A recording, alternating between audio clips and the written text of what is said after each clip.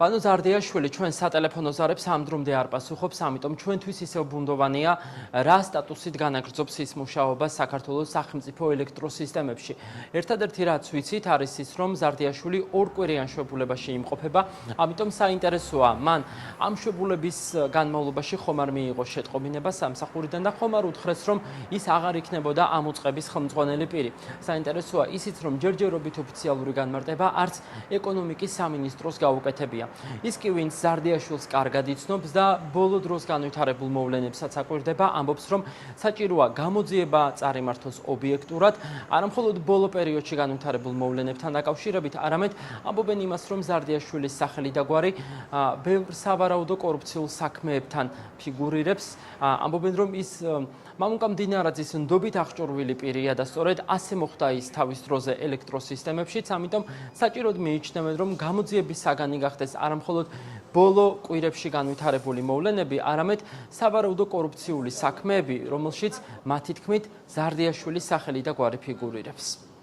Zardieashvilis გათავისუფლება არ იყო დიდი გამოსაცნობი, რომ ეს იქნებოდა ლოგიკური გაგრძელება იმ დასკვნას, რაც გამოაქვეყნა პირველადი დასკვნა სემეკმა, თუმცა ეს არ არის ფინალი ალბათ, იმიტომ რომ მისი საქმიანობით საგამოძიებო ორგანოები დაინტერესდებიან თუ არა მხოლოდ ამ კონკრეტულ შემთხვევაში, არამედ მათ შორის წინა საქმიანობის შესწავლის კუთხითაც და დაინახავენ ალბათ ძალიან ბევრ კანონსაწინააღმდეგო ქმედებას.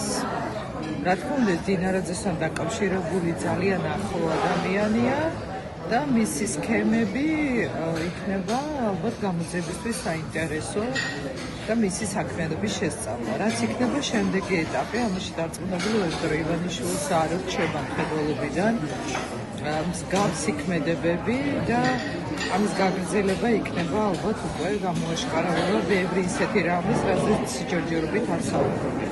ჩემი უარყოფითი, მკვეთრად უარყოფითი დამოკიდებულების მიუხედავად, ანუ Zardieashvilis მიმართ არ მგონია, რომ ერთი ვანო Zardieashvilis პრობლემა არის ეს და მგონია, რომ ცოტა უფრო სისტემურ პრობლემასთან გვაქვს საქმე, თუ კიდევ უფრო სხვა შემადგენელი ფაქტორები არ აქვს ამ ამბავს, რომელიც შეიძლება მაინინგს უკავშირდებოდეს. ხელისუფლებამ ამ გადაწყვეტილებით ორი საქმე გაიკეთა. ფაქტია ერთი ის, რომ განტევების ვაცი ნაპოვნია, საზოგადოებას მიუგდებენ Zardieashvil's ეწყვიან, რომ ეს არის რო ჩაგაბნელათ ეს კაცია, ის კაციო და მეორე იტყვიან, რომ აი ნახეთ მდინარაძის კადრი, როგორი ცუდი კადრი ყოფილა, არ ვიცოდით აქამდე. პასუხისმგებლობა Zardieashvil's და დანარჩენებზეც მდინარაძეზე არანაკლებად აქვს ირაკლი კობახიძეს. ჩვენ უნდა ვივარაუდოთ, რომ ეს ყველაფერი საბოლოო ჯამში მიდის იქამდე, რომ ალბათ მალე დაემშვიდობება პოსტს ირაკლი კობახიძეც.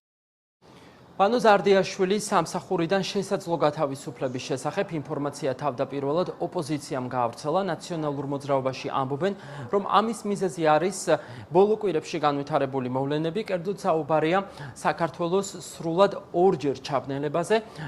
საინტერესოა თავის მხრივ ისიც, რომ სემეკმა გამოაქვეყნა რამდენიმე დღის წინ დასკვნა, სადაც დაწერეს, რომ ელექტროსისტემები ქმედით უუნარო აღმოჩნდა ამ პროცესის მიმართ და ბუნებრივია ამის შემდეგ ყველაზე მეტი კითხვა სწორედ ამავე უწყების ხელმძღვანელი პირის, Vano Zardieashvilis მიმართ გაჩნდა. ოპოზიცია ამბობს, რომ საჭიროა თავად ეს საკითხიც იყოს გამოძიების საგანი, რა ვერ გააკეთა სწორად ელექტროსისტემებმა და ხომ არ შეიძლება, რომ Zardieashvilis რაიმე როლი იკვეთებოდეს ამ პროცესში და საქართველოს ორჯერ ჩაბნელებაში.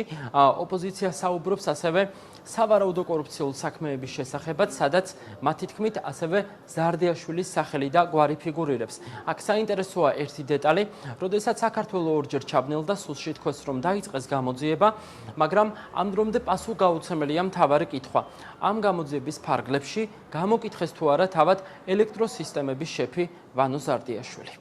Vano Zardieashvili დაკავებული თანამდებობიდან გაათავისუფლეს. მიზეზი ქვეყნის ორჯერ ავარიული ჩაბნელებაა. ქართული ოცნება ცდილობს ყველაფერი ერთ ადამიანს გადააბრალოს, როდესაც მთავარი პრობლემა, მთავარი მიზეზი არის სწორედ ის პოლიტიკა, რომელსაც 14 წლის განმავლობაში ატარებს ივანიშვილი, როდესაც პროფესიონალების ადგილას ინიშნებიან პარტიული კადრები და შედეგით სახეზეა ჩაბნელებული საქართველო. თუმცა ჩვენ კარგად ვიცით მიზეზი გაძვირებული დენის ტარიფის, ეს არის ბიძინა ივანიშვილის ბიტკოინ მაინერების ცენტრები და ქარხნები. კონკრეტული პირები თუ გაიწევიან და გაიწირებიან, ეს ხშირად ხდება ხოლმე, იმიტომ რომ ქართულ ოცნებაში არის შიდა კლანური დაპირისპირებები და ერთმანეთის ნდობის და ბიძინა ივანიშვილის ნდობის კრიზისი აქვს და არა იმიტომ რომ ვინმემ რეალურად უნდა აგოს პასუხი. კონკრეტული პირების გამოწევა ისეთივე სახლობანას თამაშია, როგორც ნახეთ ეს გამოკამდინარადის შემთხვევაში უმცროსი ლეიტენანტობიდან გენერალ-მაიორი რომ გახდა, პარლამენტიდან რამდენიმე თვით სუსში რომ გადაისროლეს, მერე თითქოს ეს სუსი ააყვავა და გადაიყვანეს რაღაც გაურკვეველი პორტფელით სახელმწიფო მინისტრად, კოორდინაციის და ეს კოორდინაცია სამართალდამცავ უწყებებს შორის თურმე ისეთ დონეზე აიყვანა რამდენიმე კვირაში, რომ საერთოდ ასეთი თანამდებობის საჭიროება აღარ არსებობს და ახლა რეგიონული მიმართულებით გადაიყვანეს. ეს ყველაფერი არის ბიძინა ივანიშვილის კარის თამაში. როცა ზარდიაშვილი გადაიყვანეს აღნიშნულ თანამდებობაზე, ეგონათ რომ ეს იყო რაღაცა საპენსიო ადგილი და საბოლოო ჯამში ეს არის ჩვენი ქვეყნის ენერგოუსაფრთხოებისთვის და ზოგადად უსაფრთხოებისთვის უმნიშვნელოვანესი თანამდებობა. კი არ უნდა გადაეყენებინათ, ანუ საერთოდ არ უნდა დაენიშნათ მაგ თანამდებობაზე, იმიტომ რომ მას არ აქვს არც მაგის კომპეტენცია და ასევე თავიდანვე შემჩნეულია კორუფციულ და სხვა ათას მაიმუნურ ნაბიჯებში და ქმედებებში და ეს არის იმის დამსახურება, რომ დღეს გვაქვს ჩვენ კრიმინალური სახელმწიფო, სრულიად შეუსაბამო ადამიანი ჩააბარეს ქვეყნის ენერგოუსაფრთხოება და რაც მივიღეთ ვნახეთ და კიდევ რამდენია რისკები ამის შესახებ არ ვიცით და ობიექტური და სამართლიანი გამოძიება ამის შესახებ ისაუბრებს ადრე თუ გვიან.